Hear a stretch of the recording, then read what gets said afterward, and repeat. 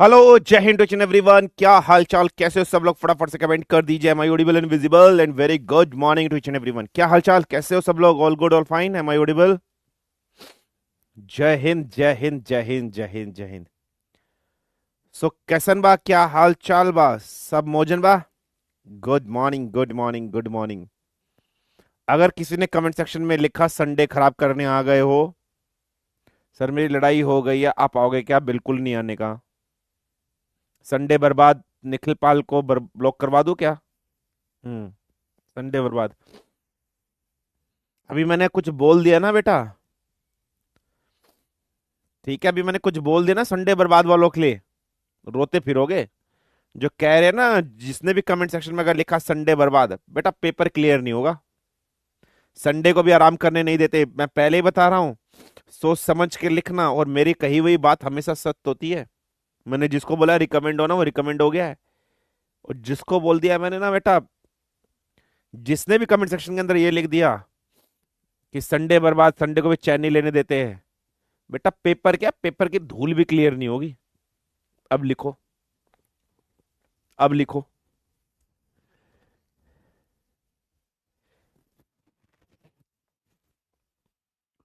कल कोई क्लास नहीं होगी, कल नहीं होगी कोई क्लास। कल कोई क्लास नहीं होगी। अब लिखो।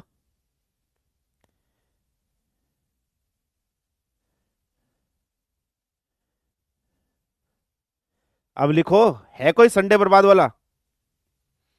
है कोई संडे बर्बाद वाला जो कह रहा है कि संडे को नहीं?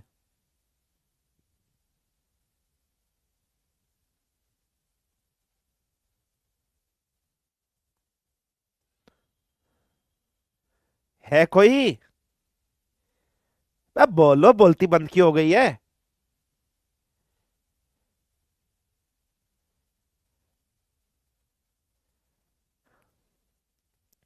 बे है कोई?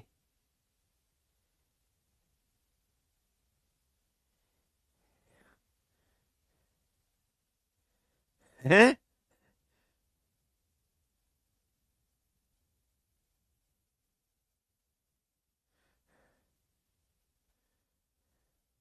सर आप मुझे पिछली बार बोल दी थी रिटर्न क्लियर नहीं होगा, सच में नहीं क्लियर हुआ था। वे है कोई?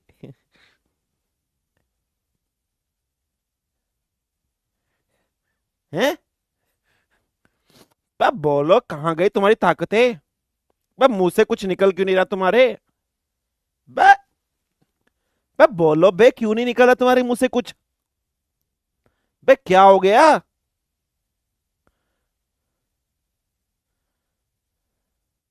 सर अच्छा हो मम्मी घर को सारे काम करवाते अपने क्लास ले देखो। बे क्या हो गया? बोलो बोलो बोलो।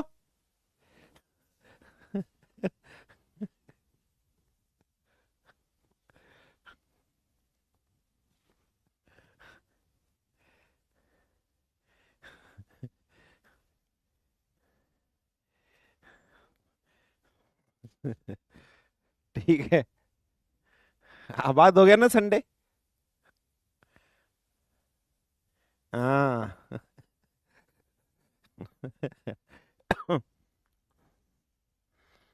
ठीक है। सर थोड़ा डाउट देख लो। मैं पढ़ाया भी नहीं है, डाउट आ गए तुम्हें? मैं पढ़ाया भी नहीं है, डाउट कहाँ से आ गए? मैं खाली पढ़ा है अभी तो। चलो। ठीक है, ड्राइंग नहीं बनाते। हाँ वो दिन गए बेटा, मैं ड्राइंग नहीं बनाता। ठीक है। चलिए।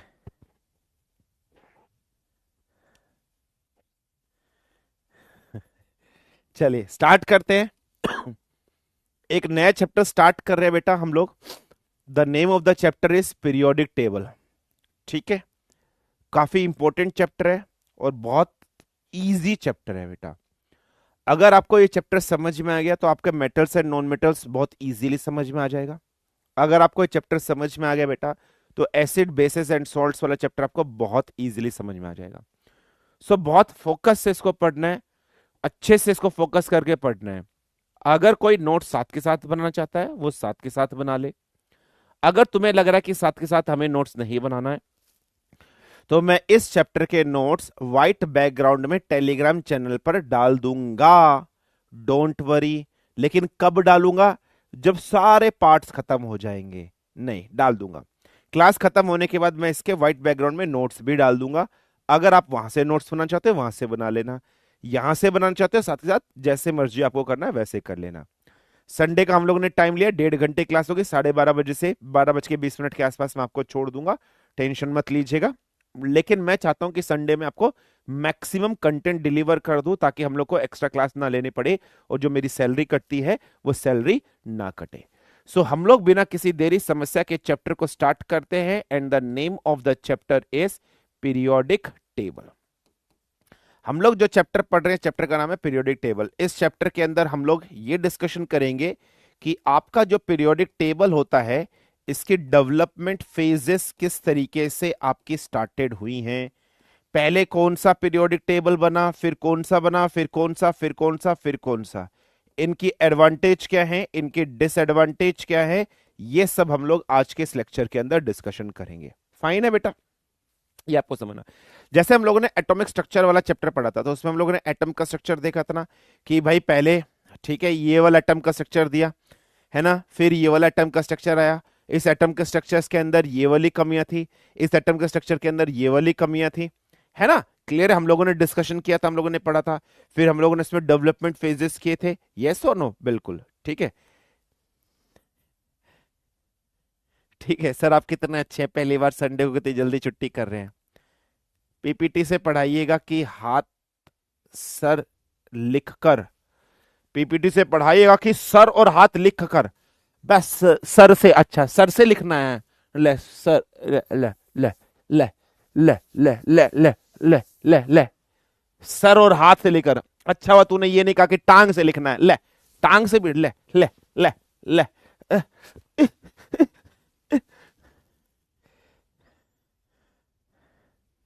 पीपीटी से पढ़ाइएगा सर और हाथ लिखकर।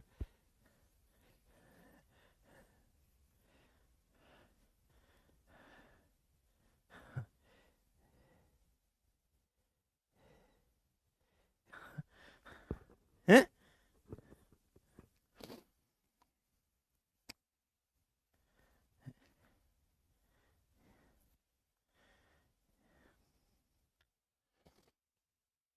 एबिबाज नहीं है बेटा, एडिडास है, ओरिजिनल एडिडास है, वियतनाम का है। समझ गया, मैं वियतनाम घूमने गया था, वहां से लेके आता है। एबिबाज कह रहा है, मिला नहीं तो एबिबाज। ठीक है, टपोरी कहीं के, नाक से लिख के पढ़ा। ठीक है, Adidas OP in the chat. चलिए इधर आइए, स्टार्ट करें। चलिए लोअर का प्रमोशन करने का तरीका थोड़ा कैसा लगा? गिर जाओगे सर, आप मोटे हो गए हो। हाँ तो तेरे को क्या पड़ रहा है बे? हाँ हाँ हाँ, ठीक है, डुप्लीकेट मिलता है, हाँ ठीक है ठीक है ठीक है, तुम ऐसे ही समझो। ये वही है ना। छोड़ो, कुछ बोल दूंगा तो विवाद हो जाएगा। बोलना नहीं चाह रहा मैं, कुछ बोल दूंगा तो विवाद हो जाएगा।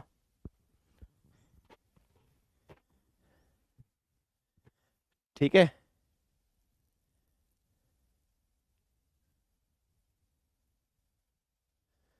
चलिए आइए। सरकार वाले चैप्टर का डीपीपी में न्यूट्रलाइजेशन और प्रेसिपिटेशन रिएक्शन था। प्रेसिपिटेशन बता तो दिया, न्यूट्रलाइजेशन कुछ नहीं होता। देखो कल वाले चैप्टर के अंदर सर न्यूट्रलाइजेशन रिएक्शन गिवन था। न्यूट्रलाइजेशन, प्रेसिपिटेट तो मैं आपको बता चुका हूं ना। न्यूट्रलाइजेशन रिएक्शन क्या होता है मैं आपको बताता हूं। कल वाले चैप्टर के अंदर डीपीपी में न्यूट्रलाइजेशन रिएक्शन था। एक्चुअली ये हम लोग पढ़ते हैं एसिड बेस एंड सॉल्ट्स वाले चैप्टर में। न्यूट्रलाइज का मतलब क्या होता है? एक दूसरे को खत्म करना। जब कभी एसिड का रिएक्शन बेस के साथ होता है तो ऐसी रिएक्शन को हम लोग न्यूट्रलाइजेशन रिएक्शन कहते हैं। बहुत ध्यान से सुन लो बेटा, कल को डीपीपी में आपको न्यूट्रलाइजेशन रिएक्शंस वाला क्वेश्चन मिला होगा। ठीक है, मैं बता रहा हूं। न्यूट्रलाइजेशन रिएक्शंस क्या होता है? जब कभी एसिड का रिएक्शन बेस के साथ होता है, ऐसी रिएक्शन को न्यूट्रलाइजेशन रिएक्शन कहते हैं। देखो अगर आप कितने भी एसिड्स के बारे में बात करोगे, जैसे फॉर एग्जांपल मैं एसिड ले रहा हूं, हाइड्रोक्लोरिक एसिड, जैसे मैं ले रहा हूं सल्फ्यूरिक एसिड, जैसे मैं ले रहा हूं नाइट्रिक एसिड, जैसे मैं ले रहा हूं कार्बोनिक एसिड, जैसे मैं हाइड्रोफ्लोरिक एसिड ले रहा हूं, ठीक है, ये हाइड्रोब्रोमिक एसिड मैं आपके सामने ले रहा हूं। ये मैंने बहुत सारे एसिड्स आपके सामने लिए हैं। अगर आप सारे एसिड्स को देख रहे हो, सब एसिड्स में कॉमन चीज आपको क्या दिखाई दे रही है? ऑल एसिड्स में जितने भी एसिड्स दिखाई दे रहे हैं, इन सभी एसिड्स की अगर हम लोग बात कर रहे हैं तो कॉमन चीज इसमें क्या है? तो कॉमन चीज आपको दिखाई दे रही है इन सभी के अंदर हाइड्रोजन आयंस। फाइन, क्लियर है। वहीं अगर बेटा मैं बेस की बात कर रहा हूं, बेस क्या होते हैं? जैसे मैग्नीशियम हाइड्रोक्साइड, बेस में पीछे OH आता है, जैसे सोडियम हाइड्रोक्साइड, ठीक है, कैल्शियम हाइड्रोक्साइड, ठीक है, पोटेशियम हाइड्रोक्साइड, ठीक है। इस तरीके से जितने भी चीज आते हैं आपके पास, या सोडियम कार्बोनेट, ठीक है, चलो वो चीज छोड़ दो। ये जितने भी बेस होते हैं, अगर मैं इन सभी बेस की कॉमन चीज आपसे पूछूं तो क्या होती है बेटा? तो सभी कॉमन चीज इनके अंदर आती है OH नेगेटिव आयन। इस OH नेगेटिव आयन को हम लोग बोलते हैं हाइड्रोक्साइड्स। सभी बेस के अंदर कॉमन चीज होती है हाइड्रोक्साइड्स। आपको दिखाई दे रहा है? तो जब कभी एसिड का रिएक्शन बेस के साथ आपका होगा, समझ लो, तो आपको यहां पर क्या मिलेगा बेटा? So you will get here salt and plus आपको 100% क्या मिलेगा बेटा? वाटर मिलेगा। जैसे फॉर एग्जाम्पल हम एक रिएक्शन आपके सामने लिखते हैं। जैसे रिएक्शन है कि HCl का रिएक्शन आपने NaOH के साथ आपने कर दिया, तो क्या होगा? तो यहां पर आपको देखिए सोडियम मिल रहा है, यहां हाइड्रोजन मिल रहा है। कल मैंने आपको रिएक्टिविटी सीरीज पढ़ाई थी। रिएक्टिविटी सीरीज क्या थी? केदारनाथ का माली आलू जरा फीका सा पकाता है कुछ हरा और AgAu और लास्ट में प्लेटिनियम ऐसा पकाता है। आपको सोडियम दिखाई दे रहा है? हाँ जी सर, सोडियम ये रहा। हाइड्रोजन कहां है बेटा? हाइड्रोजन ये रहा। सोडियम और हाइड्रोजन में कौन ज्यादा शक्तिशाली? Sir sodium. तो sodium will displace hydrogen and get attached to chlorine.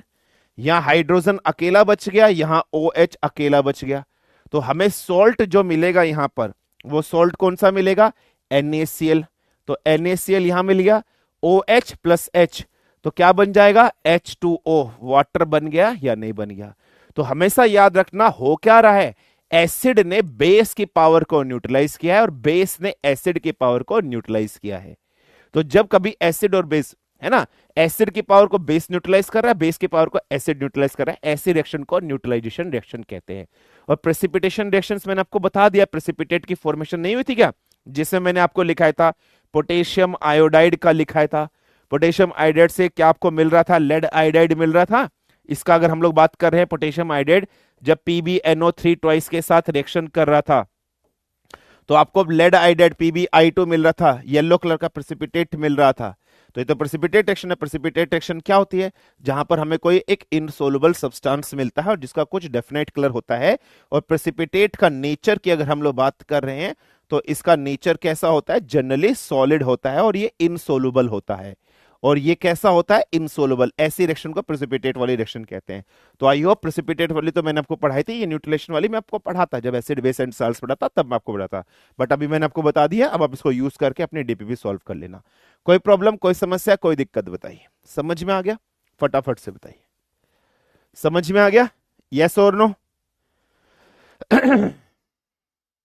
तो ये वाटर क्यों बना? इधर का हाइड्रोजन और इधर का हाइड्रोक्साइड मिलकर हमेशा वाटर बनाएंगे।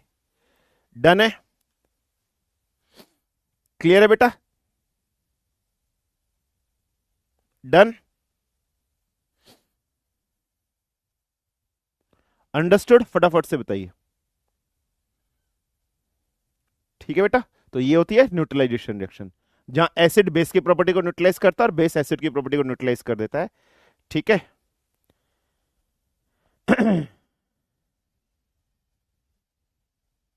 सर आपके टोन निकल गए आज, क्या कह रहा है sir? Reversible and irreversible reaction छूट गया था, करा दूंगा, लास्ट में करा दूंगा, डोंट वरी। ठीक है, लास्ट में करा दूंगा।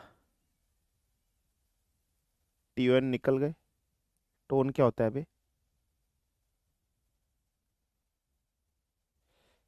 टोन निकल गए। ये टोन क्या होता है बे? हाँ हाँ, करा देंगे आर्यन। रिवर्सिबल रिवर्सिबल T1 क्या होता है बे? क्या होता है? टोन, टोन निकल गए। हाँ, केमिकल रिएक्शन वाला चैप्टर बहुत इंपॉर्टेंट है। ठीक है। अच्छा, पेट निकल गया है, कपड़ा पहन रखा है, जैकेट है, मोटी है। समझ गया भाई। आज भी जब मैं अपनी गली के अंदर निकल जाता हूँ ना टी शर्ट पहन के, तो कुत्तों की लाइन लग जाती है।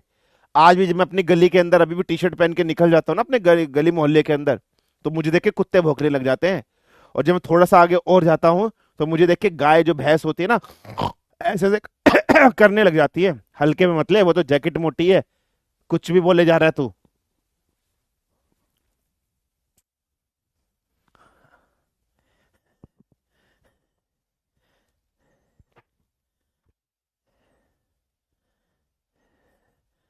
ठीक है, इतना स्मार्ट हूं मैं, समझ गया आ गया। इतना स्मार्ट हूं मैं, कुछ भी बोले जा रहे हो।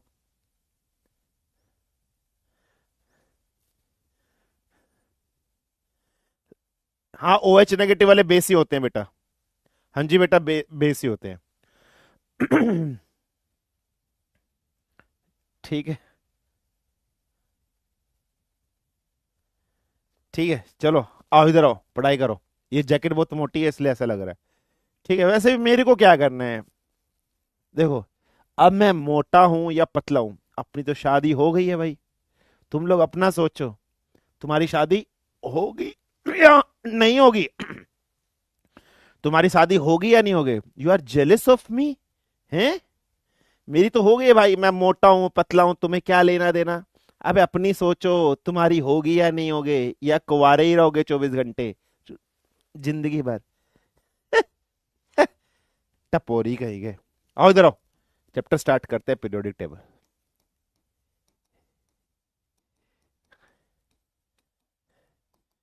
चलिए, let's start, let's discuss, let's begin. ठीक है।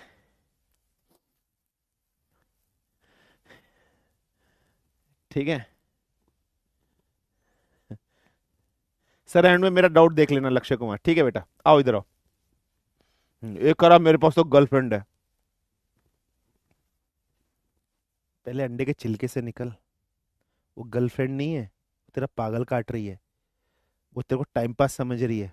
अंडे के छिलके से निकला नहीं, मेरे पे गर्लफ्रेंड है, मेरे पे गर्लफ्रेंड है। गर्लफ्रेंड नौकरी नहीं देगी, गर्लफ्रेंड खाने के लिए नहीं देगी। बुद्धि अकल, नौकरी होगी ना, मेहनत से मिलेगी। मुझे गर्लफ्रेंड है, शर्म नहीं आ रही? रुक जा, तेरा नंबर निकाला के तेरे पापा को भेजता हूँ ये। तू रुक अभी। ये जो कह रहा है ना मेरे पास गर्लफ्रेंड है, अथर्व, रुक जा रुक जा रुक जा रुक जा। अभी रुक तू, अभी रुकते, रुक जा तेरे, रुक जा तू अथर्व। अथर्व रुक जा बेटा, अभी तेरा नंबर लेके रुक जा, तेरे पापा को भेजता हूँ, रुक जा अभी तो। ना तेरी ये चिट्ठी तेरे पापा को मैंने भेजी, तेरा नंबर निकलवा के, तू अभी रुक। और है कोई? और है कोई? और है कोई? रुक जा, अभी तेरी निकलवाता हूँ चिट्ठी, रुक जा, रुक जा,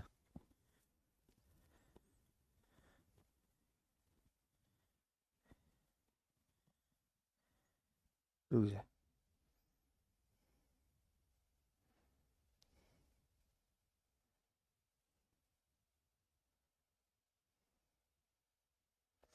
बस 1 मिनट रुक जाओ, फिर पढ़ाई शुरू करेंगे, रुक जाओ 1 मिनट।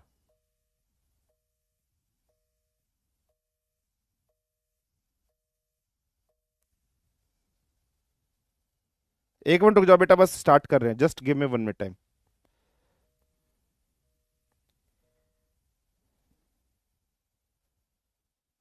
मैं इसकी पहले फील्डिंग सेट कर दूँ, रुक जाओ। हल्के में ले रहे हैं भाई मुझे।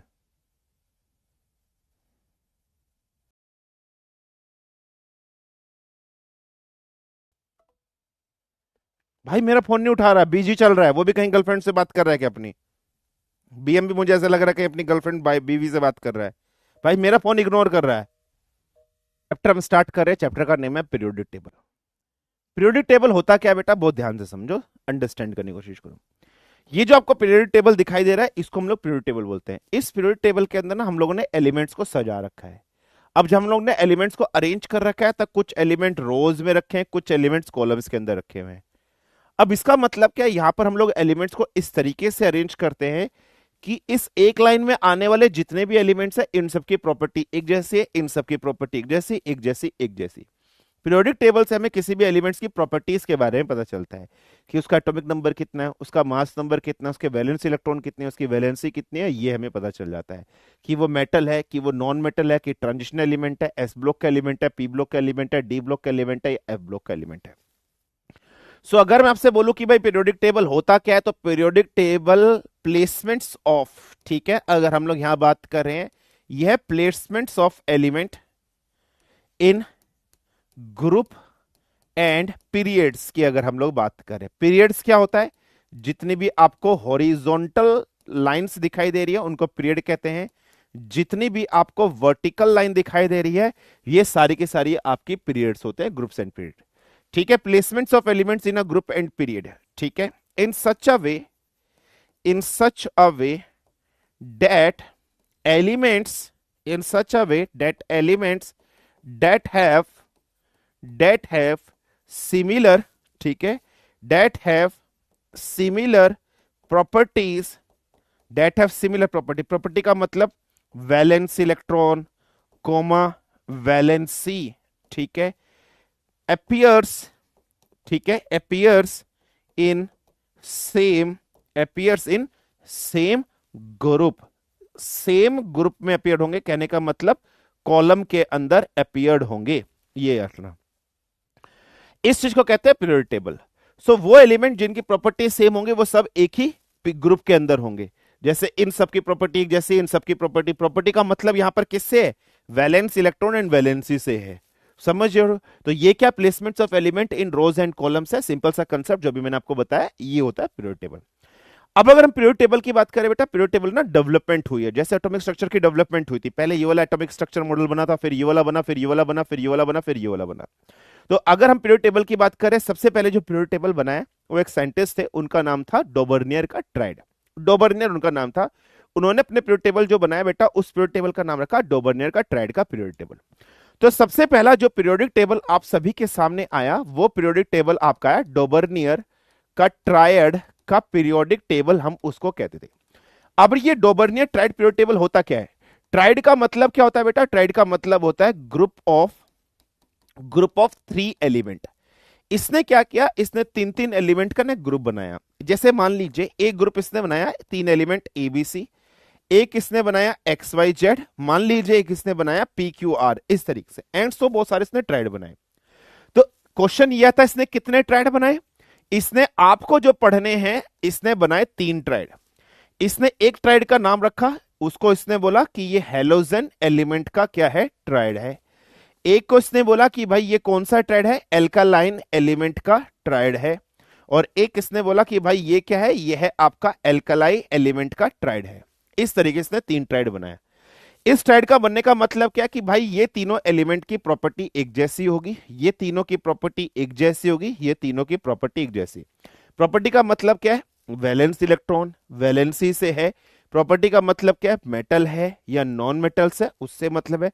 प्रॉपर्टी का मतलब यह है कि अगर ये ऑक्सीजन के साथ रिएक्शन कर रहे हैं तो क्या बनाएंगे, वाटर के साथ रिएक्शन कर रहे हैं तो क्या बनाएंगे। इसने कहा ऐसे 3 इसने ट्राइड बन का नाम रखा, एल्कलाई, एल्कलाइन और हेलोजन एलिमेंट का ट्राइड। अब इसने क्या बोला, अगर आप एलिमेंट्स को ऐसे रख रहे हो तो पहला पॉइंट इसने बोला कि एलिमेंट्स की जो प्लेसमेंट ये करेगा, एलिमेंट्स की जो प्लेसमेंट ये कर रहा है, एलिमेंट्स प्लेसमेंट इन ट्राइड, वो किस बेसिस पे होगी, वो होगी इंक्रीजिंग एटॉमिक मासेस के हिसाब से। तो इसने अपना बेसिक फंडामेंटल किसको बनाया, इंक्रीजिंग एटॉमिक मास। मान लीजिए इस एलिमेंट का एटॉमिक मास है 1, इस वाले एलिमेंट का एटॉमिक मास है 2, इस वाले एलिमेंट का एटॉमिक मास है 3। तो इसने इस तरीके से इनको सबको यहां पर इंक्रीज किया, ये आपको याद रखना है, सिंपल सा कंसेप्ट है, ठीक है। तो ये क्या, इंक्रीजिंग एटॉमिक मास के हिसाब से इसने अरेंज करा। दूसरा इसने पॉइंट इसने बोला कि अगर आप पहले एलिमेंट और तीसरे एलिमेंट का जो एटॉमिक मास है उसका एवरेज निकालो, अगर वो एवरेज अप्रोक्सीमेटली या एग्जैक्टली बीच वाले के बराबर आ गया एटॉमिक मास के, तो आप समझना ये तीनों एलिमेंट ट्राइड में होंगे। अगर अप्रोक्सीमेटली ये एग्जैक्टली बीच वाले के एटॉमिक मास के बराबर नहीं आया तो आप बोलोगे ये तीनों ट्राइड के अंदर नहीं है।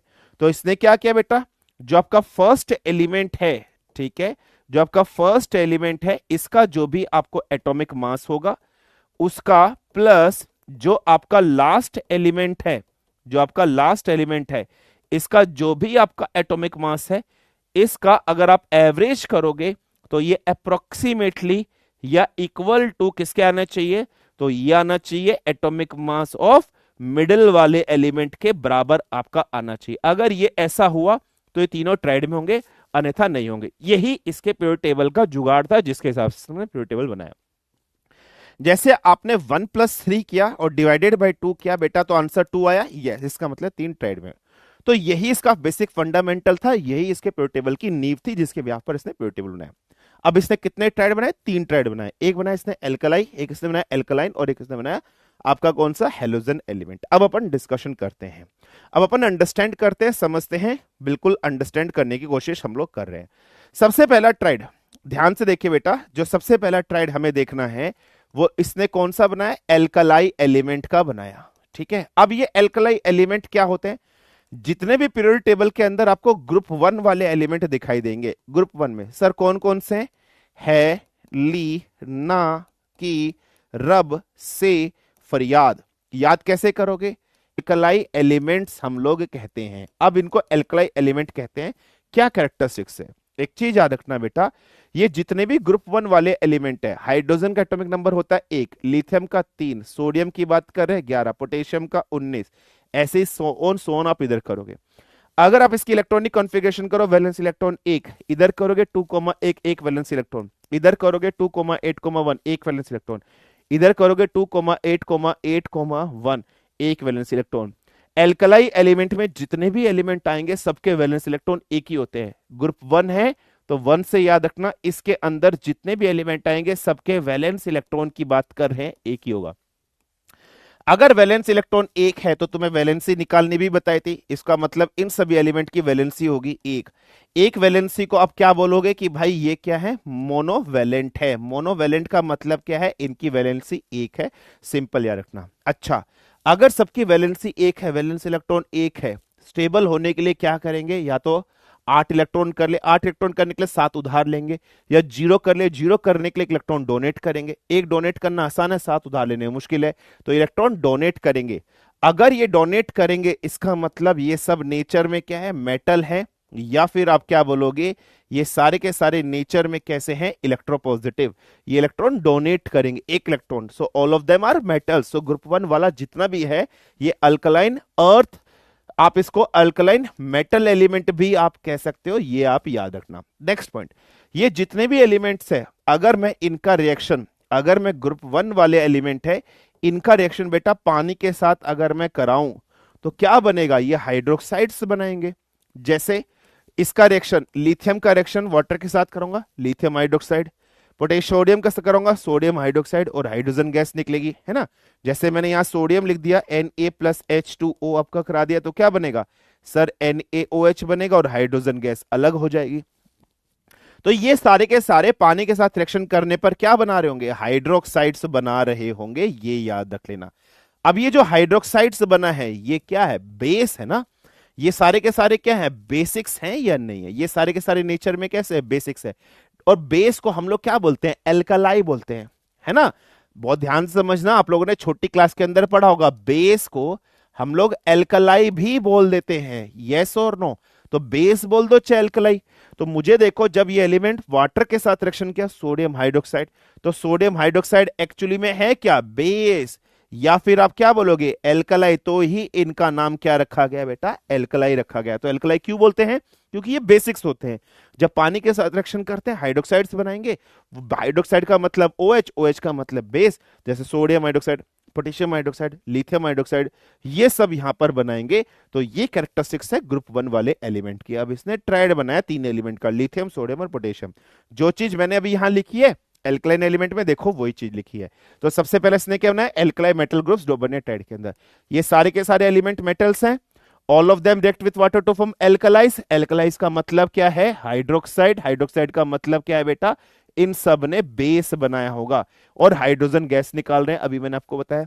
ये सारे के सारे वो हैं जिनकी वैलेंसी एक है, वैलेंसी एक है, मोनोवैलेंट है। साथ ही साथ अगर हम लोग यहां पर वैलेंसी इलेक्ट्रॉन की बात कर रहे हैं, एक होगा। इसने ट्राइड बनाया लिथियम, सोडियम और पोटेशियम का। लिथियम की बात कर रहे हैं, एटॉमिक मास कितना है बेटा? 7 है। सोडियम की बात कर रहे हैं 23 है। पोटेशियम की बात कर रहे हैं 39 है। 39 और 7 की अगर हम लोग बात करते हैं कितना होता है? 46। 46 डिवाइडेड बाई 2 23। तो ये एक ट्राइड इसने 3 एलिमेंट का बनाया, लिथियम, सोडियम और पोटेशियम। तो इसने पीरियोडिक टेबल के अंदर कहा तीनों की प्रॉपर्टी एक जैसे है, सबके वैलेंस इलेक्ट्रॉन एक है, सबकी वैलेंसी एक है, तीनों के तीनों मेटल्स है, तीनों पानी के साथ रिएक्शन करने पर हाइड्रोक्साइड्स बना रहे हैं, एल्कलाई बना रहे हैं, बेस बना रहे हैं और सारे के सारे मेटल्स हैं। और पहले और आखिरी का एवरेज क्या एटॉमिक मास है इसका? बीच वाले के बराबर है। वो भी कंडीशन यहां से सेटिस्फाइड हो रही है। So this is what you have to understand. This is what you have to remember in your mind. So पहला इसने बनाया एल्कलाई मेटल ग्रुप बनाया, जो आपको याद रखना है, जो आपको समझना है, जो यहां पर आपको अंडरस्टैंड करना है। अब आगे बढ़ते हैं। Now coming to the second triad इसने जो बनाया। सेकंड ट्राइड इसने बनाया बेटा एल्कलाइन। एल्कलाइन एलिमेंट्स का इसने ट्राइड बनाया। अब ये एल्कलाइन एलिमेंट्स कौन से होते हैं? याद रखना, पीरियोडिक टेबल के अंदर जितने भी ग्रुप 2 एलिमेंट हैं, सर ग्रुप 2 एलिमेंट कौन कौन से हैं? बेटा, मांगे, कार, स्कूटर, बाप, राजी। सो बेटा, मांगे, कार, स्कूटर, बाप, राजी। ठीक है, बेटा, मांगे, कार, स्कूटर, बाप, राजी। Beryllium, magnesium, calcium, strontium, barium, radium. ठीक है, क्लियर है? रेडियम। इस तरीके से आपको याद रखना है। तो याद कैसे करोगे? बेटा, मांगे, कार, स्कूटर, ठीक है, कार, स्कूटर, बाप, राजी। सो बाप, राजी, ऐसे आपको रखना। ये सारे एलिमेंट वही हैं। बेरिलियम का एटॉमिक नंबर होता है 4, मैग्नीशियम का एटॉमिक नंबर होता है 12, कैल्शियम का होता है 20। आप इलेक्ट्रॉनिक कॉन्फ़िगरेशन करो 2,2, 2,8,2। इसकी बात करते हैं 2,8,8,2। सबके वैलेंस इलेक्ट्रॉन कितने आ रहे? 2। यहां पर भी 2 लिखा है। तो याद रखना, ग्रुप 2 में वही एलिमेंट आएंगे जिनके वैलेंस इलेक्ट्रॉन की अगर हम लोग बात कर रहे हैं 2। अगर वैलेंस इलेक्ट्रॉन 2 है बेटा, तो इनकी वैलेंसी भी कितनी होगी? 2 होगी। अगर वैलेंसी 2 है तो 2 ही इलेक्ट्रॉन डोनेट करेंगे ना, 6 नहीं उधार लेंगे। 6 लेना हो तो मुश्किल है, 2 देना ज्यादा आसान है।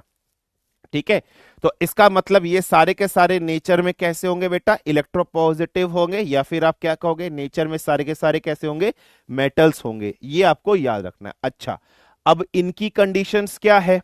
अगर मैं इनके ऑक्साइड्स की बात कर रहा हूं, अगर मैं इनके ऑक्साइड्स की बात कर रहा हूं, कहने का मतलब ये सारे एलिमेंट के मेटल हैं।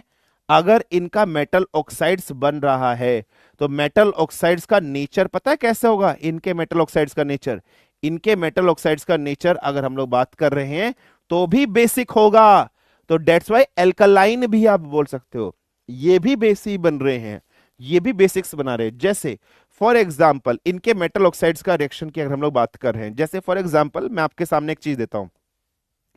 जैसे मैंने दे दिया कि MgO, मैग्नीशियम हाइड्रोक्साइड का, ठीक है, पानी के साथ आपने रिएक्शन कराया। मैग्नीशियम हाइड्रोक्साइड का पानी के साथ रिएक्शन कराया तो क्या बनेगा? मैग्नीशियम ऑक्साइड का पानी के साथ कराया तो मैग्नीशियम हाइड्रोक्साइड बनेगा।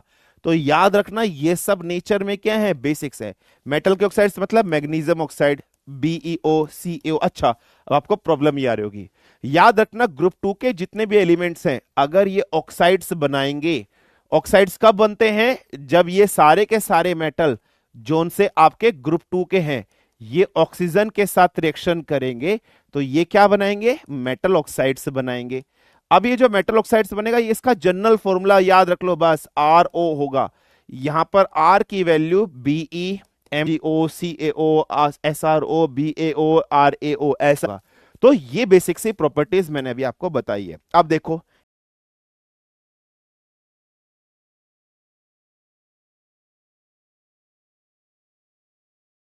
पड़ा इनके ऑक्साइड्स नेचर में कैसे होंगे? एल्कलाइन। अभी देखा था ना बेटा कि मैग्नीशियम ऑक्साइड्स है, इसका रिएक्शन अगर मैंने वाटर के साथ किया तो क्या बिना? मैग्नीशियम हाइड्रोक्साइड्स मिला। ऐसे ही कैल्शियम ऑक्साइड है, इसका रिएक्शन पानी के साथ किया तो मुझे क्या मिला? कैल्शियम हाइड्रोक्साइड मिला। ऐसे स्ट्रोंटियम ऑक्साइड है, इसका रिएक्शन पानी के साथ किया तो क्या मिलेगा? SrOH2 मिलेगा। ऐसे ही बेरियम ऑक्साइड है, इसका रिएक्शन पानी के साथ किया तो मुझे क्या मिलेगा, बेरियम हाइड्रोक्साइड मिलेगा। ये सब नेचर में क्या है, हाइड्रोक्साइड्स मतलब बेसिक्स, बेसिक्स मतलब एल्कलाइन है नेचर में। ये जितने भी एलिमेंट है सबके वैलेंस इलेक्ट्रॉन कितने हैं बेटा, 2 हैं। 2 का मतलब डाईवैलेंट, और साथ ही साथ वैलेंसी भी आप बोल रहे हो, तो वैलेंस इलेक्ट्रॉन कितने होंगे, 2। इसने जो ट्राइड बनाया वो क्या बनाया, कैल्शियम स्ट्रोंटियम और बेरियम, कैल्शियम स्ट्रोंटियम और बेरियम का इसने ट्राइड बनाया। तो कैल्शियम का एटॉमिक मास इसने लिखा 40, स्ट्रोंटियम का लिखा 88 और बेरियम का लिखा 137। 137 और 40 को आप जोड़ दीजिए, कितना हो जाता है बेटा, 140 वहां पर हो गया सीधा, ठीक है, 140 सीधा यहां पर हो गया, और 140 हो गया, और 30 170, ठीक है, 4 7 4 5 6 177, 2 8 16, 2 8 16, 2 5 10, लगभग कितना आ रहा है 88.5, 88.5 लगभग अप्रोक्सीमेटली इसके बराबर है, हाँ जी। तो तीसरा दूसरा टाइड इसने बनाया कैल्शियम स्ट्रोंटियम और बेरियम का, जो आपको याद रखना है, जिसको हम लोग एल्कलाइन अर्थ मेटल बोलते हैं। अब आप ये सब चीज क्लियर हो गई है, हाँ जी। अब आप एक पॉइंट नोट बनाकर लिख लीजिए, ये पॉइंट नोट बनाकर बहुत इंपॉर्टेंट है, इससे कई बार प्रीवियस ईयर क्वेश्चन आ चुका है और इस कंसेप्ट से कई बार रिपीटेड क्वेश्चन बन चुके हैं, शायद हो सकता है इस बार फिर से रिपीटेड बन जाए। क्वेश्चन क्या है, अगर हम मेटल के ऑक्साइड्स की बात कर रहे हैं, मेटल का ऑक्साइड्स का नेचर कैसा होता है, प्रकृति कैसी होती है बेटा, अभी हमने देखा कि सर इसका जो नेचर होता है वो बेसिक्स होता है। हमें कैसे पता चलेगा कि किसी का नेचर बेसिक्स है, किसी ऑक्साइड्स का, आप उस मेटल ऑक्साइड का रिएक्शन पानी के साथ करा दो, अगर पानी के साथ रिएक्शन कराने पर बेसिक्स बनता है। जैसे एग्जांपल के तौर पे, जैसे मैं सोडियम ऑक्साइड का भी ले लेता हूं, सोडियम ऑक्साइड का पानी के साथ रिएक्शन किया तो सोडियम ऑक्साइड का फॉर्मूला क्या बनेगा, Na2O, क्योंकि सोडियम ग्रुप 1 का एलिमेंट है। तो क्या मिलेगा, sodium hydroxide plus hydrogen gas आपको मिलेगी, है ना, H2 गैस। अनबैलेंस है, बैलेंस कर लेना। अगर मैं यहां पर मैग्नीशियम ऑक्साइड लिख रहा हूं, क्योंकि मैग्नीशियम ग्रुप 2 का एलिमेंट है, तो फॉर्मूला RO बनेगा। इसका अगर मैं रिएक्शन कर रहा हूं तो अपने पास क्या है, तब भी अपने पास है MgOH ट्वाइस आया है, और हाइड्रोजन गैस आपकी लिबरेट हुई है। यही बना है या नहीं बना है, फाइन, यस और नो, कोई प्रॉब्लम, कोई समस्या, कोई दिक्कत, यस और नो। मेन इंपॉर्टेंट चीज क्या है, मेन इंपॉर्टेंट चीज आप इधर देखिए, तो आपको क्या मिला, बेसिक्स। तो यही हमेशा याद रखना, मेटल के ऑक्साइड्स हमेशा नेचर में कैसे होंगे, so they are in nature basics. इनका नेचर कैसा होगा, बेसिक्स। ये प्रीवियस ईयर क्वेश्चन है, कई बार आ चुका है। अगर ऐसे ही हम लोग यहां पर नोट बनाकर एक कंसेप्ट आपको और लिखना है, अगर बेटा मेरे पास हो नॉन मेटल के ऑक्साइड्स, अगर मेरे पास हो नॉन मेटल के ऑक्साइड्स, तो क्या होगा, नॉन मेटल के ऑक्साइड्स में एक एग्जांपल ले लीजिए, कार्बन डाइऑक्साइड, एग्जांपल ले लीजिए nitrogen oxide, sulphur dioxide, sulphur, nitrogen, carbon, all these are non metals, हाँ जी। इनका नेचर पता लगाना है तो पानी के साथ रिएक्शन कराओ, नेचर पता लगाना है पानी के साथ रिएक्शन कराओ। जब हमने पानी के साथ रिएक्शन कराया, यहां मिला H2CO3, यहां मिला HNO3, यहां मिला H2SO4 या SO3, जो भी आप बोलना चाहते हो वो मिला, सल्फ्यूरिक एसिड या सल्फ्यूरस एसिड। भाई ये सब क्या है, ये है कार्बोनिक एसिड, ये है कार्बोनिक एसिड, ये क्या है बेटा, ये है आपका nitric acid. What is this, this is your sulphuric acid, है ना। ये सब नेचर में कैसा है, इनका नेचर है एसिड। तो आपको क्या चल गया कि नॉन मेटल के ऑक्साइड्स का नेचर कैसा होता है मेरे बच्चे। सो कोई पेपर में क्वेश्चन पूछे, नॉन मेटल के ऑक्साइड्स का नेचर होगा एसिडिक। याद रखना, नॉन मेटल्स एसिडिक होते हैं नेचर में, और मेटल के ऑक्साइड्स बेसिक्स होते हैं नेचर के अंदर। ये इंपॉर्टेंट चीज आप सभी को याद रख लेनी है। 2 ट्राइड मैं आपको बता चुका। नाउ कमिंग टू द तीसरा ट्राइड जो इसने बनाया। तीसरा ट्राइड इसने कौन सा बनाया, हेलोजन ग्रुप। अब ये जो हेलोजन होता है बेटा, ये कहां पर एग्जिस्ट करते हैं, हेलोजन ग्रुप को बोलते हैं सॉल्ट ग्रुप भी आप इसको बोलते हो। ये कहां एग्जिस्ट करता है, ये एग्जिस्ट करता है ग्रुप 17 के अंदर। इसमें क्या कहते हैं, फ्लोरीन, क्लोरीन, ब्रोमीन, आयोडीन, इस तरीके से। फ्लोरीन की बात कर रहे हैं एटॉमिक नंबर 9, क्लोरीन की बात कर रहे हैं 17, यहां पर इलेक्ट्रॉनिक कॉन्फ़िगरेशन 2,7, यहां पर इलेक्ट्रॉनिक कॉन्फ़िगरेशन 2,8,7। तो इसके पास भी लास्ट में कितने वैलेंस इलेक्ट्रॉन होंगे, 7। इसके पास भी लास्ट में कितने वैलेंस इलेक्ट्रॉन होंगे, 7 7 7 7। इधर भी तुम्हें 7 दिखाई दे रहा है, तो याद रख लेना, ग्रुप 17 के अंदर जितने भी एलिमेंट आएंगे, अगर हम उसके वैलेंस इलेक्ट्रॉन की बात करेंगे तो वैलेंस इलेक्ट्रॉन होंगे 7। अगर वैलेंस इलेक्ट्रॉन 7 हैं तो बेटा वैलेंसी कितनी होगी, तो वैलेंसी होगी 1। 1 का मतलब क्या हुआ, मोनोवैलेंट। अब 1 का मतलब क्यों हुआ, 1 क्यों आई, क्योंकि 8 माइनस 7 इक्वल टू 1, मतलब इसने गेन ऑफ 1 इलेक्ट्रॉन, एक इलेक्ट्रॉन उधार लिया है। अगर इलेक्ट्रॉन उधार लिया है तो मेटल या नॉन मेटल, नॉन मेटल। तो ये सारे नेचर में कैसे होंगे बेटा, all of them are non metals. और अगर मैं इनके ऑक्साइड्स की बात कर रहा हूं, नॉन मेटल का ऑक्साइड्स, एक नेक्स्ट पॉइंट और है, अगर मैं नॉन मेटल के ऑक्साइड्स की बात करूंगा तो नॉन मेटल के ऑक्साइड्स नेचर में कैसे होते हैं, आप सब बोलोगे एसिडिक, यस और नो, बस यही है।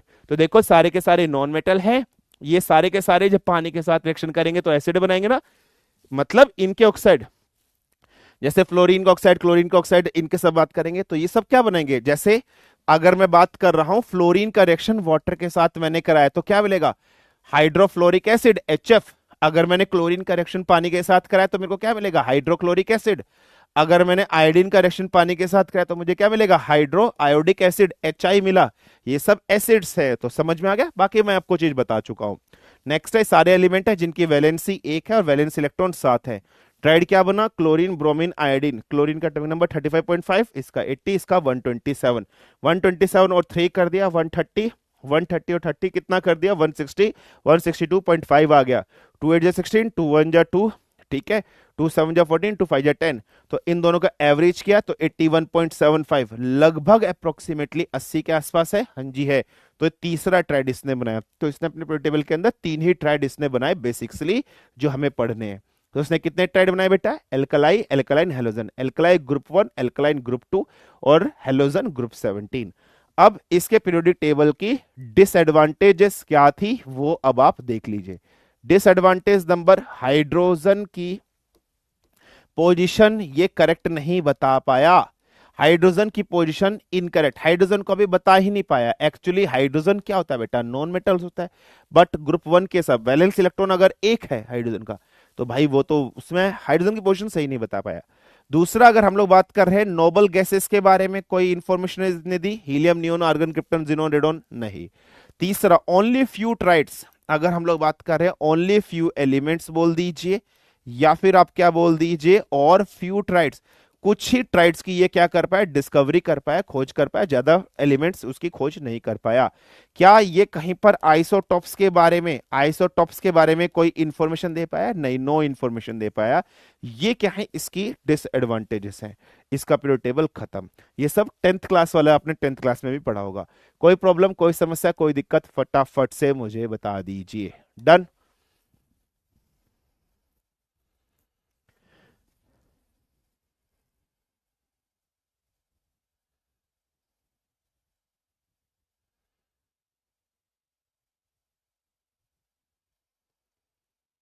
सर मैं मर जाऊंगा अभी।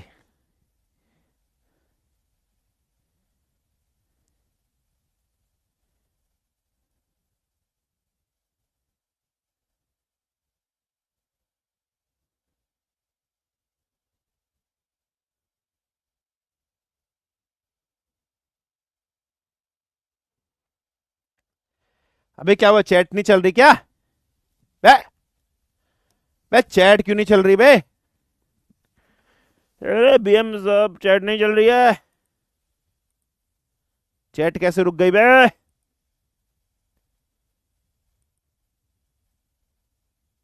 सर डिसएडवांटेज नहीं, जीरो बैक होगा। जिंक हाइड्रोक्साइड क्या है, सब बेसिक्स हैं, जिसमें हाइड्रोक्साइड आ जाएगा वो सब बेसिक्स है। जिसमें ओ एच आता है सब बेसिक्स होते हैं बेटा, जिसमें ओ एच तुम्हें दिखाई दे जाए all our basics, hydroxide basics होते हैं, हाइड्रोक्साइड बेसिक्स होते हैं। ठीक है, क्लियर, आगे बढ़ा जाए। सर डाइल्यूट सल्फ्यूरिक एसिड क्या होता है, वो सब एसिड बेस एंड सॉल्ट्स में पढ़ेंगे, अभी मुद्दे की बात जितनी आ रही है इतनी बताओ। डाइल्यूट का मतलब होता है पानी की मात्रा ज्यादा, एसिड का नेचर कम। कंसंट्रेटेड का मतलब होता है एसिड की मात्रा ज्यादा, पानी की मात्रा कम।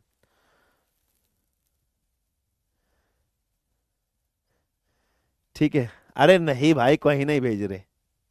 हाँ, नोबल गैस से क्या, अबे नोबल गैस के बारे में कोई इंफॉर्मेशन नहीं दे पाया, अरे ये जी क्या है?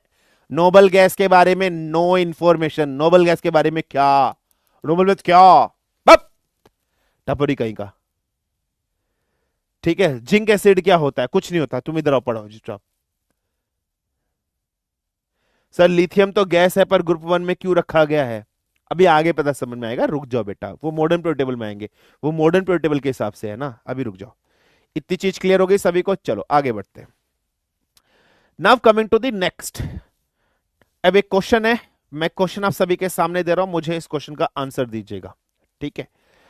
आपके पास दो ग्रुप दिखाई दे रखे हैं, मान लीजिए ये है आपके पास ग्रुप ए और ये जो नीचे वाला है दिस इज ग्रुप बी। आपसे कह रहा है आपको ये बताना है कि दोनों ग्रुप में से कौन सा डोबर्नियर ट्राइड को फॉलो कर रहा है और कौन सा नहीं फॉलो कर रहा है। Nitrogen, phosphorus, arsenic atomic mass given है, सल्फर, सेलेनियम, टेलेनियम एटॉमिक मासेस आपको गिवन है। आपको बताना है, पहला आंसर है, ऑप्शन है ग्रुप ए फॉलो कर रहा है, दूसरा ऑप्शन है ग्रुप बी कर रहा है, तीसरा ऑप्शन है दोनों कर रहे हैं, चौथा ऑप्शन है नन ऑफ दिस। फटाफट से मुझे आंसर दीजिए, what is the correct answer of this. 45 second का टाइम दे रहा हूं, आंसर दीजिए। कौन डोबर्नियर ट्राइड को फॉलो कर रहा है, फटाफट से बताइए। Which one of the following is actually following the Dobereiner triad. Group A, group B, both, none of this.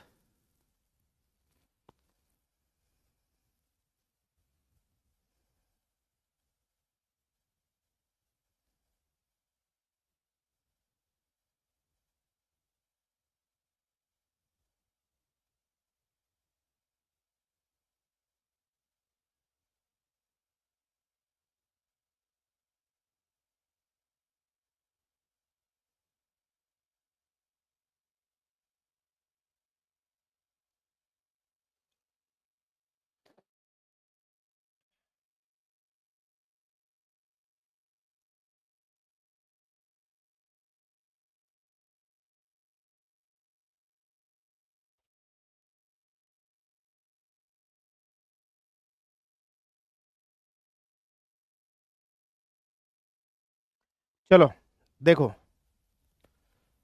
बहुत ध्यान से देखो, समझने की कोशिश करो, ठीक है। इधर देखो, आप एवरेज निकालो, 14 और 35 का एवरेज निकालो, डिवाइडेड बाई आप 2 करो, तो 5 4 9, ठीक है, और 3 और 1 4, 49/2, 49 बटे मतलब 2 to the 4, 2 4 जा 8, 2 5 जा 10, 24.5। क्या 24.5 कहीं 31 के आसपास कहीं मिल रहा है, नहीं मिल रहा है। इधर निकालो, 32 और 128 आप करो, 8 2 10, इधर लगा 3 4 5 6, 160, 160 डिवाइडेड बाई 2 आपने किया 80। क्या 80 69 के आसपास लग रहा है, बिल्कुल लग रहा है। तो क्या ये ट्राइड के अंदर है, यस, ओनली बी है ट्राइड के अंदर, बाकी कोई ट्राइड में नहीं है। So the answer of this question is B. ऐसे करना है, सिंपल सा, 55% बच्चों का सही आंसर है। चलिए आगे बढ़ते हैं, now coming to the next. Next है न्यूलैंड का ऑक्टेव पीरियोडिक टेबल। न्यूलैंड का ऑक्टेव का पीरियोडिक टेबल क्या कहता है, समझने की कोशिश करना। न्यूलैंड साइंटिस्ट का नाम क्या है बेटा, नाम है, ठीक है, क्लियर है, बिल्कुल आंसर, ठीक है। न्यूलैंड की अगर हम लोग बात करें तो न्यूलैंड क्या है, साइंटिस्ट का नाम है। और ऑक्टेव की अगर हम लोग बात कर रहे हैं तो अभी हम समझते हैं, ठीक है। तो अभी हम देखते हैं, बहुत ध्यान से देखिए क्या है, ध्यान से देखिए। न्यूलैंड ऑक्टेव पीरियोडिक टेबल क्या है, किस तरीके से है, हम लोग समझने की कोशिश करते हैं कि न्यूलैंड का ऑक्टेव पीरियोडिक टेबल हमें क्या कहता है। यहां पर आपको एक चीज दिखाई दे रही है, ऑक्टेव। ऑक्टेव का मतलब क्या होता है, ऑक्टेव का मतलब होता है 8, if we are being talking about 8। सो ऑक्टेव का मतलब होता है बेटा 8। मैं आपको ऑलरेडी बता चुका हूं, ऑक्टेव लो हम लोगों ने डिस्कशन किया था। अब समझना, न्यूलैंड के ऑक्टेव पीरियोडिक टेबल में क्या था, इसने किसी ना किसी जुगाड़, मतलब जितने भी पीरियोडिक टेबल अब तक बने ना बेटा, सबने किसी ना किसी जुगाड़ का इस्तेमाल किया है। अगर फॉर एग्जांपल डोबर्नियर की बात करें, डोबर्नियर ने भी जुगाड़ का इस्तेमाल किया, ग्रुप ऑफ 3 एलिमेंट उसने बनाए। तो न्यूलैंड की अगर हम लोग बात करें, इसने भी क्या किया बेटा, जुगाड़ किया है। इसका जो जुगाड़ था बेटा, इसके जुगाड़ में क्या चीज का इस्तेमाल किया गया था, म्यूजिकल नोट्स का इस्तेमाल किया गया था, जो इंडियन म्यूजिक के अंदर इस्तेमाल किया था।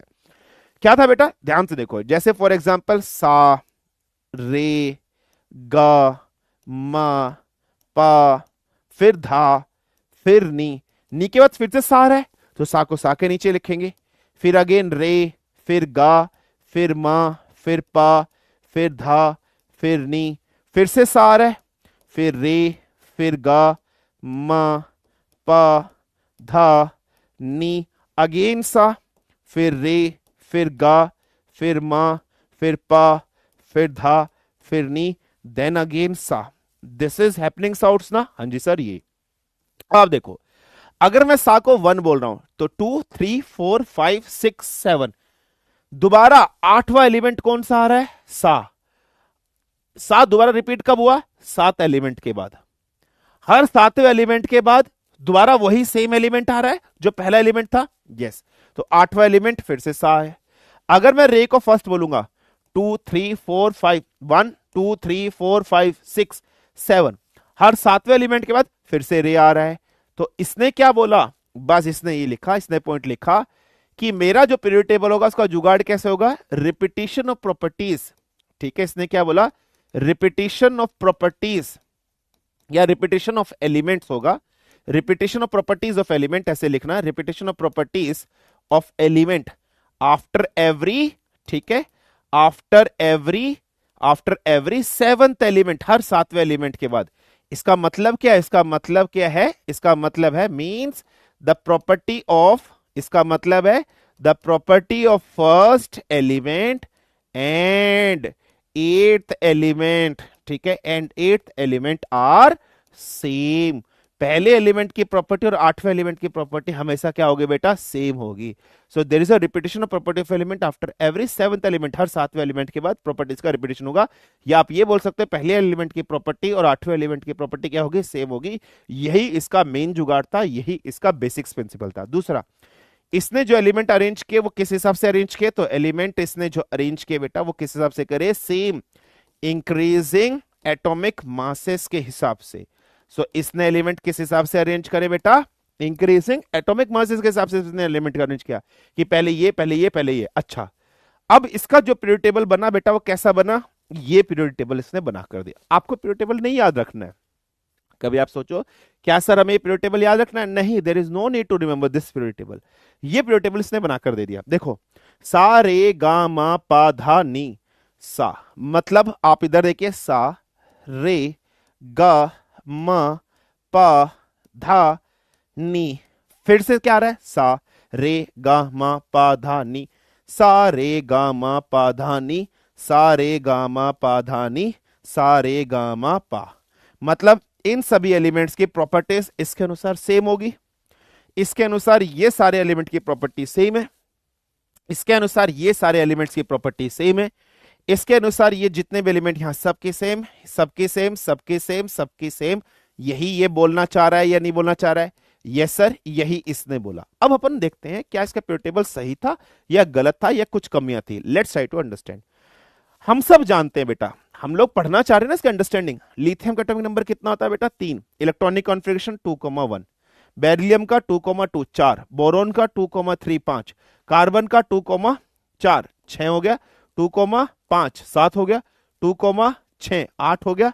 यस और हाइड्रोजन का 1, फ्लोरीन का नियोन होता है 2,7, सोडियम का 11 2,8,1, मैग्नीशियम का 2,8,2, एल्यूमिनियम का 13 2,8,3, सिलिकॉन का 14 2,8,4, फॉस्फोरस का 15 2,8,5, सल्फर का 16 2,8,6, क्लोरीन का 17 2,8,7, पोटेशियम का 19 है ना 2,8,8,1। यस और नो, 8 8 16 17 18 19, सो 2 8 और 2 10 17 17 18 19। ठीक है, ठीक है, क्लियर हो गया। यस, कैल्शियम का 20 होता है 2,8,8,2, क्रोमियम का एटॉमिक नंबर होता है 24। 24 का मतलब क्या हो गया? 2,8, 8 8 16 17 18 18 और 6, तो यहां क्या आ जाएगा? ये आ जाएगा। स्कैंडियम टाइटेनियम का होता है 22, 22 होता है ना स्कैंडियम टाइटेनियम। तो 20 को मतलब क्या बेटा? 2,8,8,4, 8 8 16 17 18 18 4 22। मैंगनीज का कितना होता है बेटा?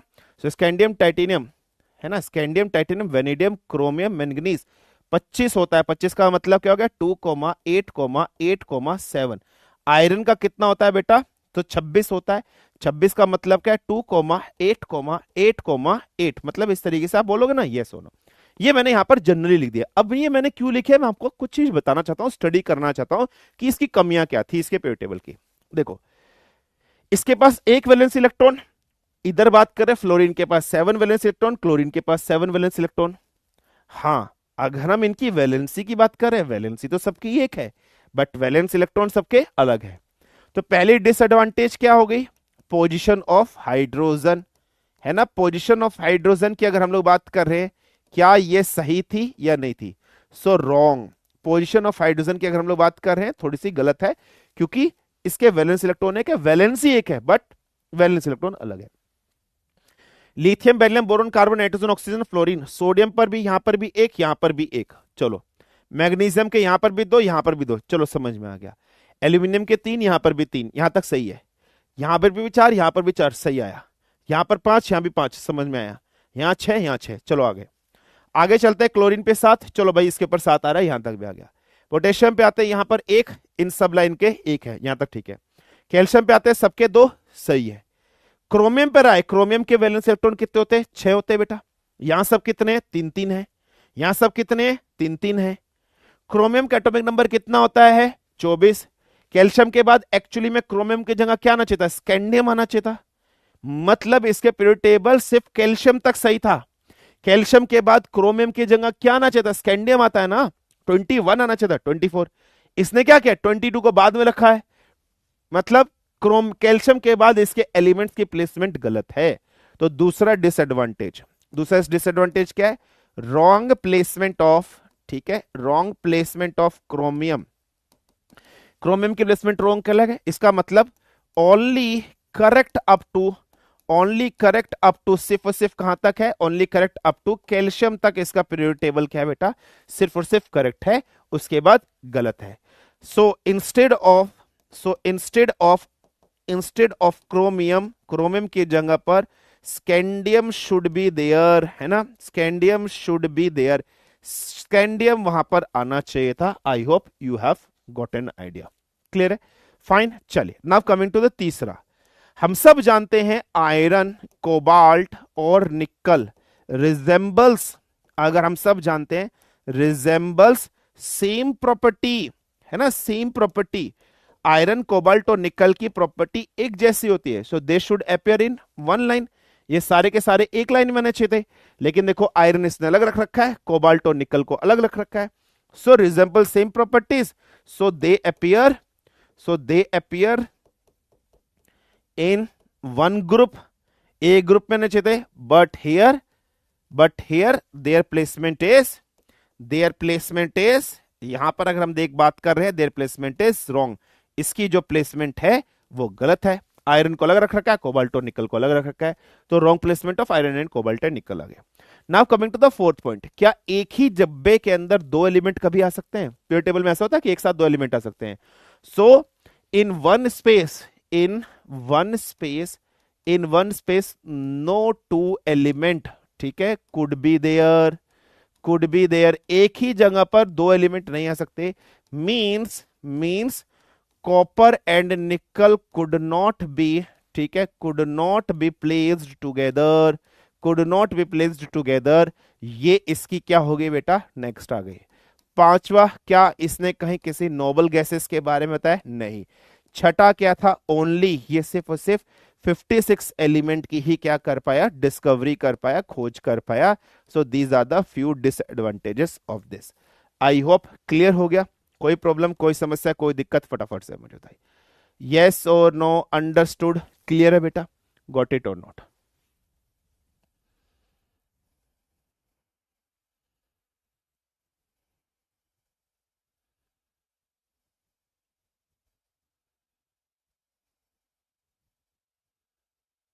क्लियर है बेटा? अंडरस्टूड?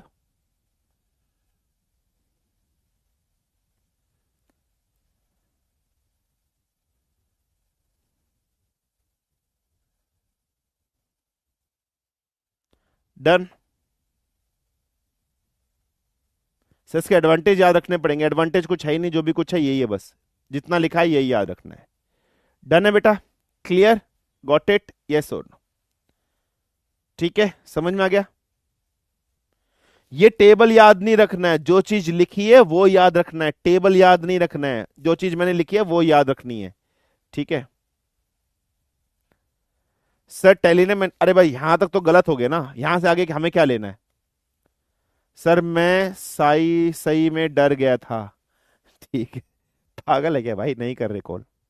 3 नंबर में क्या लिखा है? 3 नंबर में आयरन, कोबाल्ट एंड निकल resembles iron, Fe, iron CO, cobalt Ni, निकल। सर मैं सही में डर गया था, आपने डरा दिया था। पागल है भाई, नहीं कर रहे कॉल कुछ भी। ठीक है, नहीं कर रहे भाई। काहे डरते हो इतने? ठीक है, तुम्हारी जिंदगी भाई, तुम कुछ भी करो।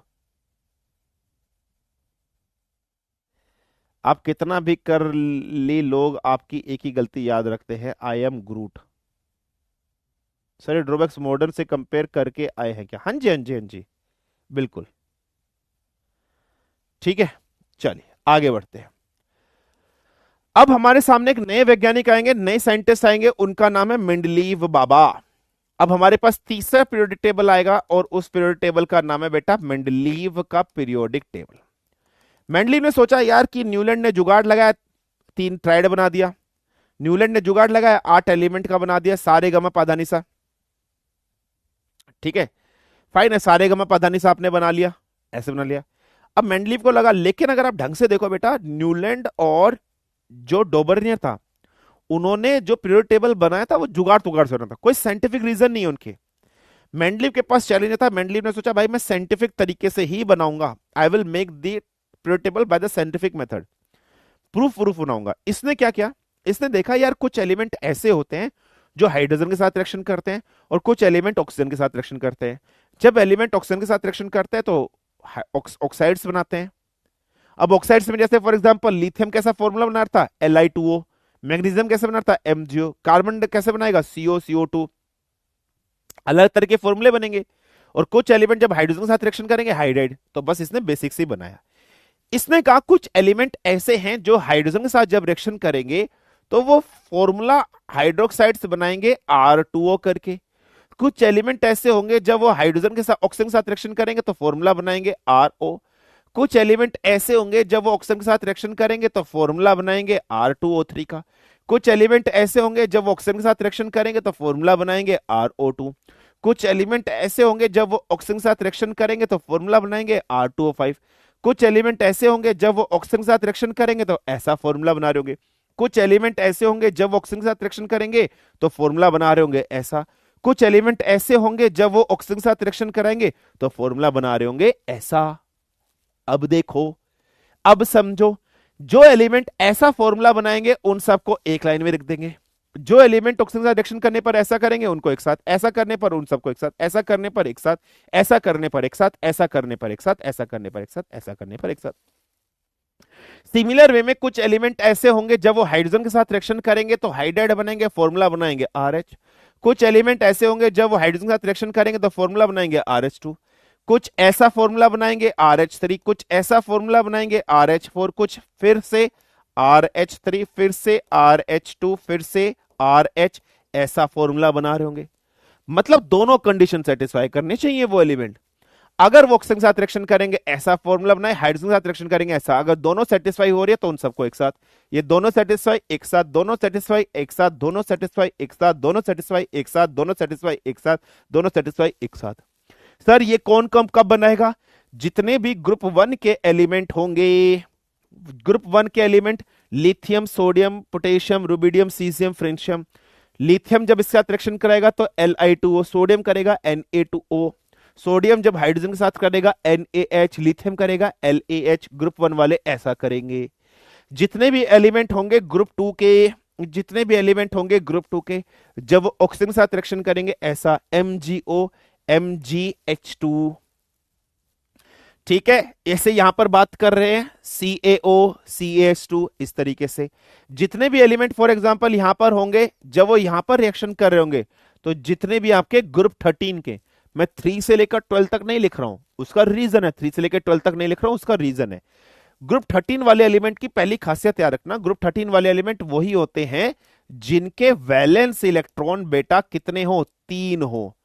मैं 2 से लेके 12 के वैलेंस इलेक्ट्रॉन का जिक्र नहीं कर रहा हूं क्योंकि उसमें कुछ छिपा होगा राज। ग्रुप 1 वाले एलिमेंट के पास 1 वैलेंस इलेक्ट्रॉन, 2 वालों के पास 2, 13 वाले के पास पीछे 3 आ गया, 3। 13 का एग्जाम्पल है एल्यूमिनियम। एल्यूमिनियम का एटॉमिक नंबर होता है 13, वो ग्रुप 13 में आता है एल्यूमिनियम। तो मैं अभी दिखा भी दूंगा। अगर तुम्हें ग्रुप 13 में एलिमेंट देखने हैं कि ग्रुप 13 के एलिमेंट कौन कौन से हमें बताओ मास्टर, तो तुम देखो ग्रुप 13 में। ग्रुप 13 ये है, देखो, boron, aluminium, gallium, indium, tellurium, है ना, है ना। बोरोन के पास देखो, है ना। तो आप देख रहे हो बोरोन का एटॉमिक नंबर कितना गिवन है, 5 गिवन है। यस और नो? हाँ जी सर, 5 गिवन है।